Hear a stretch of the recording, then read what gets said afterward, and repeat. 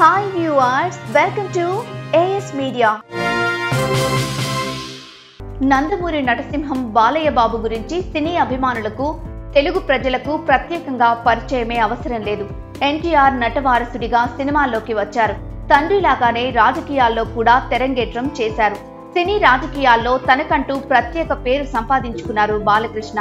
అయితే ఆయన ప్రస్తుతం టీడీపీ పార్టీ నుంచి హిందూపురం ఎమ్మెల్యేగా ఉన్న సంగతి తెలిసిందే.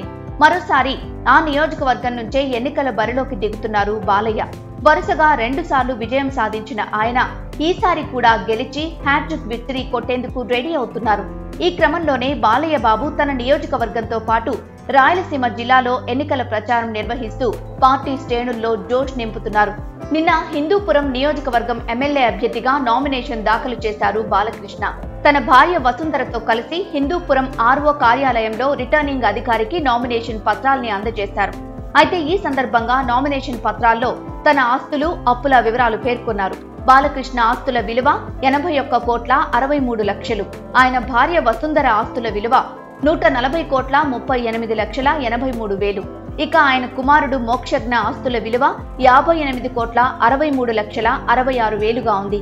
బాలయ్యపై 9,09,22,000 అప్పు ఉండగా ఆయన భార్య వసుంధర అప్పులు 3,83,98,000 ఉన్నాయని ఎన్నికల అఫిడవిట్లో పేర్కొన్నారు నందమూరి బాలకృష్ణ. దీంతో బాలకృష్ణ ఆస్తుల వివరాలు సోషల్ మీడియాలో వైరల్ గా మారాయి. రాజకీయాల్లోకి ఎంట్రీ ఇచ్చిన బాలయ్య 2014లో తొలిసారి హిందూపురం నియోజకవర్గం నుంచి పోటీ చేసి గెలుపొందారు. ఆ తర్వాత 2019లో గెలిచి సత్తా చాటారు. నందమూరి కుటుంబం నుంచి రాష్ట్ర అసెంబ్లీకి ప్రాతినిధ్యం వహిస్తున్న 3వ సభ్యుడు బాలకృష్ణ కావడం విశేషం. రాజకీయాలే కాదు, అటు సినిమాల్లో కూడా బాలయ్య చాలా యాక్టివ్ గానే ఉన్నారు. ఇటీవల బాలయ్య భగవంత్ కేసరి సినిమాతో ప్రేక్షకుల ముందుకు వచ్చి హిట్ అందుకున్నారు. ఇలాంటి మరిన్ని ఇంట్రెస్టింగ్ వీడియోల కోసం ప్లీజ్ సబ్స్క్రైబ్ AS Media.